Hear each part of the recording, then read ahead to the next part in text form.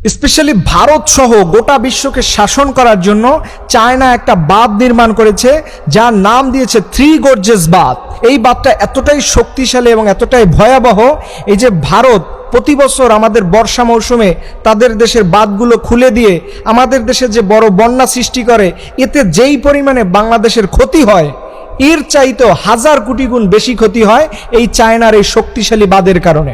আপনারা কি জানেন যে এই বাঁধের কারণে পুরো পৃথিবীর আহ্নিক গতি চেঞ্জ হয়ে গিয়েছে, দিনের সময়টা এখন বৃদ্ধি পাওয়া শুরু করেছে 0.06 মাইক্রোসেকেন্ড, এখন পুরো পৃথিবীর সময়টা বাড়তেছে। হয়তো আপনারা ভাবতেছেন যে এতে করে কি পৃথিবীর ক্ষতি হবে।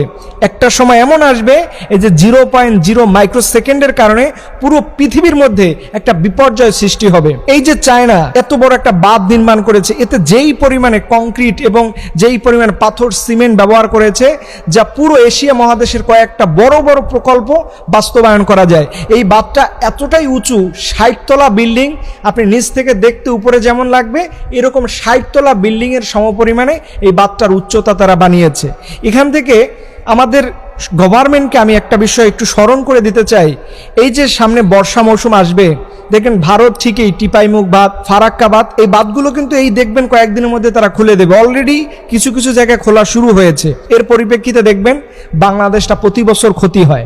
আমরা যদি এরকম একটা বাঁধ তৈরি উদ্যোগ নিতে পারি, এরকম একটা বাঁধ নির্মাণ করতে পারি, তাহলে আশা করা যায় চায়না এবং ভারত থেকে যে পানি আসে এটার যে ভয়াবহতার শিকার হয় বাংলাদেশ, এখান থেকে কিছুটা বের হওয়া যাবে। আপনারা হয়তো ভাবতেছেন যে হুজুর এত টাকা কোথায়? আপনি কি জানেন যে এই থ্রি গর্জেস বাঁধ এটা নির্মাণ করা শুরু করেছিল চায়না 1994 সালে।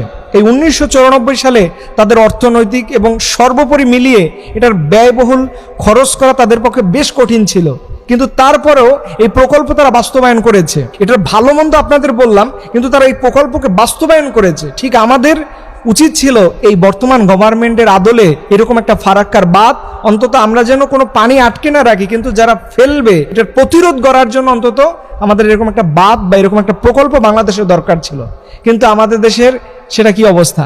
রাজনৈতিক লিডাররা আছে, কিভাবে ক্ষমতা যাওয়া যায়, কিভাবে লুটপাট করা যায়, এই চিন্তা ভাবনা নিয়ে ব্যস্ত হয়ে আছে।